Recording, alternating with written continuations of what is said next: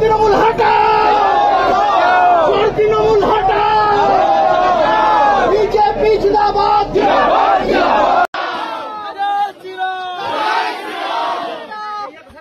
BJP জিন্দাবাদ, জিতলো কে? BJP আগে পুরনো সমিতি ভোটে বিপুল ভোটে জিতলো কে? বিজেপি আগে বন্দে মাতরম, বন্দে মাতরম, বন্দে মাতরম, বন্দে মাতরম, ভারত মাতা কি জয়। জানাই আমাদের এলাকার সুনামধন্য বিধায়ক, সবার প্রাণের প্রিয় বিধায়ক শান্তনু দাকে, ওনার হাত ধরে আমি এই দলের জয়েনিং করলাম। মোদিজির সবকা সাথ সবকা বিকাশ প্রয়াসে অনুপ্রাণিত হয়ে আমি এই দলে জয়েনিং করলাম। বন্ধুরা, বিজেপি তো একের পর এক কামাল করছে। একাধিক সমবায় সমিতি নির্বাচনে বিজেপি জয়লাভ করছে, অন্যদিকে একাধিক জায়গা থেকে তৃণমূল ছেড়ে বিজেপিতে যোগদানের খবর আমরা পাচ্ছি। এই যে সামনে নির্বাচন, মানে বিধানসভা নির্বাচন, এমনিতেও যেদিকে হাওয়া বইছে গেরুয়া ঝড় বওয়ার সম্ভাবনা অনেকটাই বেশি। আর আমরা খবর পাচ্ছি কি, সমবায় সমিতি নির্বাচনে একের পর এক ধামাকা করছে বিজেপি। এমনিতে আমরা জানি প্রতি সপ্তাহে প্রতিদিন কোথাও না কোথাও তৃণমূল ছেড়ে বিজেপিতে যোগদান করছে। এমনটা নয় যে শুধু বিজেপিতে যোগদান করছে, বিধানসভার আগে আপনারা জানেন এরকম দল ছেড়ে অন্য দলে যাওয়ার একটা হিড়িক আমরা দেখেছি। মুর্শিদাবাদ থেকে তৃণমূল ছেড়ে সিপিআইএম এ যোগদান করছে। এই যে খবরগুলো আমরা পাচ্ছি, আমাদের একটাই কাজ, আমাদের কাছে যা খবর আসে সেই খবরগুলো আপনাদের কাছে পৌঁছে দেয়া। আবার একটা কথা বলি, আপনারা ভাববেন না যে আমাদের চ্যানেল কোনো নির্দিষ্ট দলের পক্ষপাতিত্ব করে। যেই খবরটা পাই সেটাই আপনাদের সঙ্গে শেয়ার করি, যেটা ভুল সেটা ভুল, যেটা ঠিক সেটা ঠিক, এটাই আমাদের ট্যাগলাইন। চলুন এবারে আলোচনা করে নেওয়া যাক কোন সমবায় সমিতি বিজেপি জয়লাভ করলো। কিছুদিন আগে আমরা দেখেছিলাম খেজুরি বিধানসভার মধ্যে দেউলপতা কৃষি সমবায় সমিতি নির্বাচনে বিজেপি জয়লাভ করেছিল, যেখানে 9টা আসনের মধ্যে 8টা আসনই বিজেপি জয়লাভ করেছে, আর একটা আসন তৃণমূল জয়লাভ করেছে।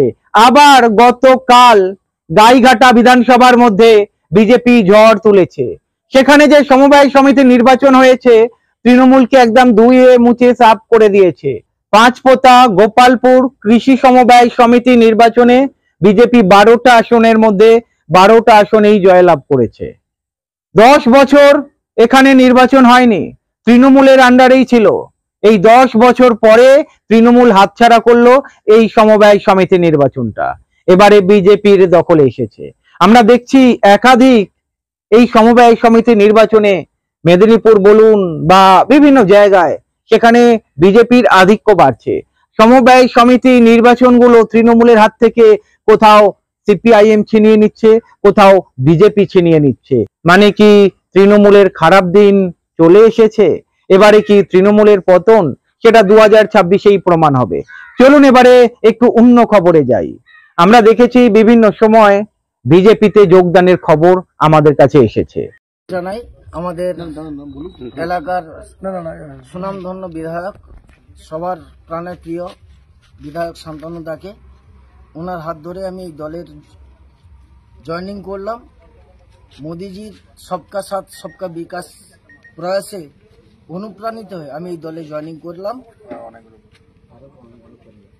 এবং সেই সঙ্গে আমার সঙ্গে অনেকগুলো পরিবার এই দলে অন্তর্ভুক্তি হলো। সবাইকে ধন্যবাদ জানিয়ে আমি আমার দলের নিষ্ঠা মেনে আমি কাজ করব এই আশ্বস্ত করছি। ভারত মাতা কি জয়। খেজুরি বিধানসভার মধ্যে গড়বাড়ি অঞ্চল থেকে প্রায় 15টা পরিবার 20টা পরিবার তৃণমূল ছেড়ে বিজেপিতে যোগদান করেছে। বিজেপির বিধায়ক শান্তনু প্রামাণিকের হাত ধরে বিজেপিতে যোগদান। এই যে পূর্ব মেদিনীপুর পশ্চিম মেদিনীপুরে বিজেপির আধিক্য রয়েছে আমরা আগেও জানি, কিন্তু তৃণমূলের ভাঙন ধরছে, গেরুয়া ঝড় উঠছে, সেটা আমরা এই যোগদান দেখেই বুঝতে পাচ্ছি। 20টা পরিবার তৃণমূল ছেড়ে বিজেপিতে যোগদান করেছে।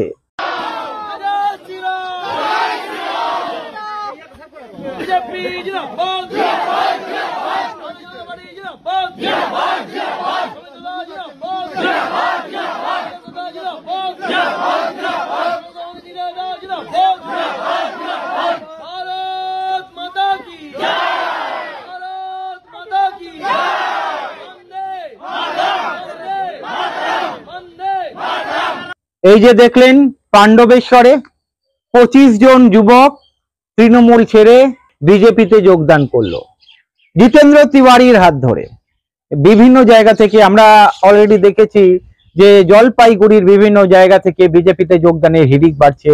উত্তরবঙ্গ তো এবারে গেরুয়া ঝড় বইবে দেখেই বোঝা যাচ্ছে। শুভেন্দু অধিকারী আগেই হুঁশিয়ারি দিয়ে রেখেছিল।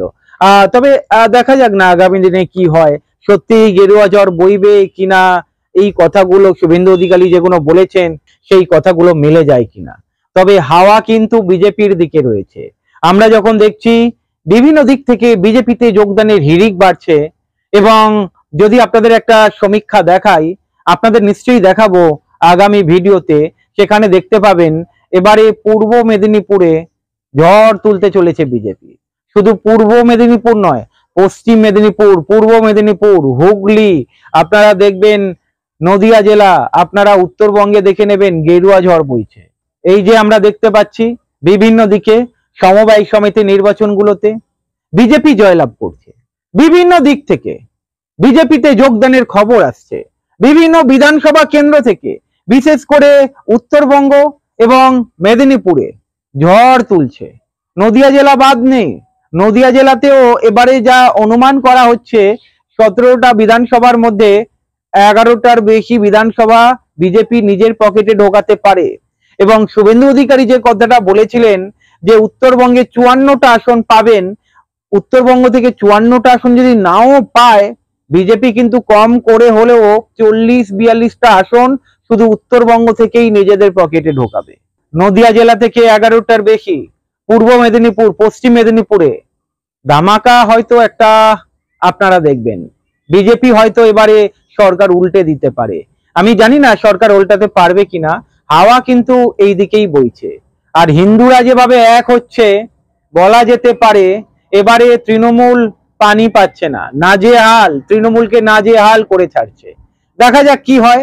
তবে বিজেপির বিভিন্ন দিকে যে যোগদানের খবর আমরা পাচ্ছি, বিজেপিতে যোগদান আসছে, এই যে সমবায় সমিতি নির্বাচনগুলো জিতছে, এখান থেকে একটা ইঙ্গিত পাওয়া যাচ্ছে 2026-এ খেলা হবে, খেলা হবে। তৃণমূল হয়তো আর বলতে পারবে না, এই খেলা হবে, খেলা হবে হয়তো বিজেপির কাছ থেকেই আপনারা শুনবেন। ভালো থাকবেন।